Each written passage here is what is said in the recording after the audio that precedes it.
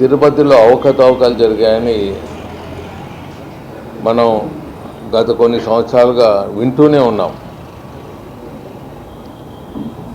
దాన్ని రెక్టిఫై చేసుకోవాలని అప్పుడున్న జగన్ ముఖ్యమంత్రి గారు ఎప్పుడూ ప్రయత్నం చేయలేదు. దానికి తోడు సుబ్బారెడ్డి గారిని పెట్టడం, అంతకుముందు ఉండటం, మళ్ళీ సుబ్బారెడ్డిని తేవటం, మరి కరుణారెడ్డి గారిని తేవటం.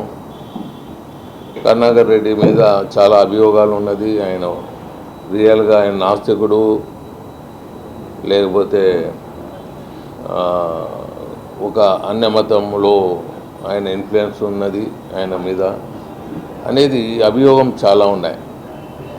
ఇక్కడ టెంపుల్లో ఇట్లా అభియోగం ఉండే వాళ్ళని ఎందుకు తీసుకొని వస్తున్నాడు అర్థం కాలేదు. సుబ్బారెడ్డి వైఫ్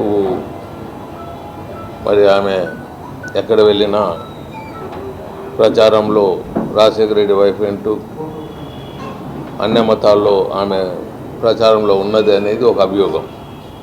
ఇంత అభియోగాలు ఉన్నప్పుడు, రియాలిటీ ఉన్నప్పుడు కొన్నిట్లో వాళ్ళని ఎందుకు పెట్టాడు? అది బంధుత్వం ఉండే వాళ్ళకు జగన్ గారికి నాకు నమ్మకం ఉంది, తిరుపతి వెంకటేశ్వర మీద అని డిక్లరేషన్ ఇచ్చేదానికి నమ్మకం ఉందని ఇచ్చేదానికి ముందుకు పోనేవాడు. ఆయన బంధువర్గాన్ని, ఆయనకు కావాల్సిన వాళ్ళని ఎందుకు దీంట్లో పెట్టాడు అనేది ఒక క్వశ్చన్ మార్క్గా ఉన్నది.